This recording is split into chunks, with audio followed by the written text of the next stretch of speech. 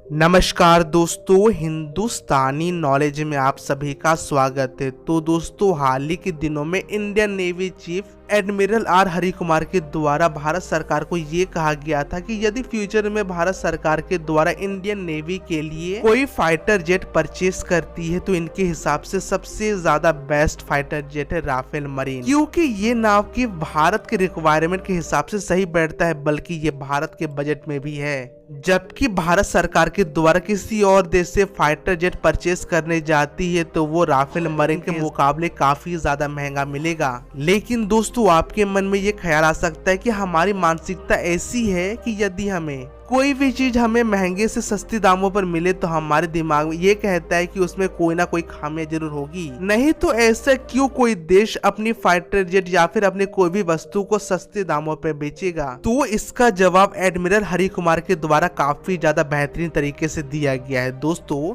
Indian navy chief के द्वारा ये कहा गया था कि 2020 में फ्रांस के द्वारा भारत को 36 राफेल पहुंचाया गया था, जिसकी वजह से भारत को दुनिया के बेस्ट में से बेस्ट फाइटर जेट मिला था। दोस्तों, यदि हम उस समय राफेल की बात करें तो सभी राफेल इन्फ्लेशन को हटा करके बात करें तो $12 बिलियन का पड़ा था, जो कि उस समय के हिसाब से काफी ज्यादा महंगा मिला था। लेकिन दोस्तों, आज के समय में यदि भारत फ्रांस से वही राफेल परचेस करने जाए तो वो हमें आधे दामों पर भी देने के लिए तैयार है, क्योंकि दोस्तों यदि फ्रांस हमें राफेल बेचता भी है तो उससे भारत से ज्यादा फायदा होगा। क्योंकि दोस्तों, फ्रांस जब या फिर कोई भी देश अपनी वेपन को बेचने जाता है तो पहले वो अपने वेपन का डेमो दिखाता है, जिसकी वजह से काफी ज्यादा पैसा खर्च होता है। यही नहीं, उस देश के द्वारा अपने फाइटर जेट को कई बार ट्रेनिंग करवाई जाती है, उसके काफी ज्यादा जानकारियां दी जाती है, जिसकी वजह से हम जिस देश को बेचने वाले हैं वो उस देश को हमारे वेपन के बारे में पूरी तरीके से पता है। इसके लिए कई सारे बिलियन $, खर्च हो जाते हैं, जिसकी वजह से दोस्तों उसकी भरपाई करने के लिए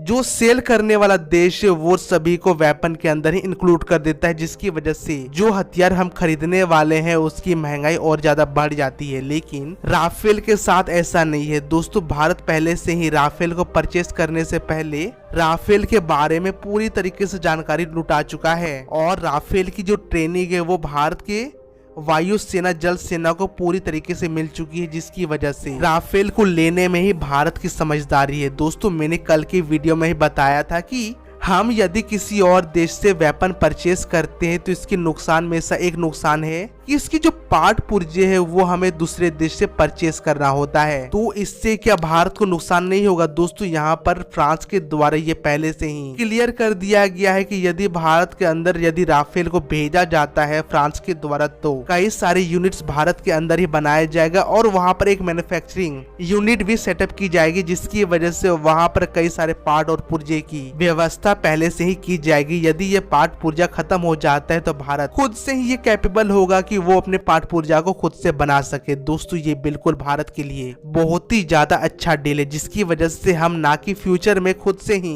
राफेल बना सकते हैं, बल्कि हम दूसरे देश को एक्सपोर्ट भी करेंगे। हालांकि जो एक्सपोर्ट करके पैसा आएगा उसमें से कुछ हिस्सा हमें फ्रांस को भी देना पड़ेगा, क्योंकि राफेल आखिरकार फ्रांस का ही तो है। वैसे दोस्तों, आप इसके बारे में क्या राय रखते हैं? कमेंट सेक्शन में जरूर बताइएगा। Thank you watch my video.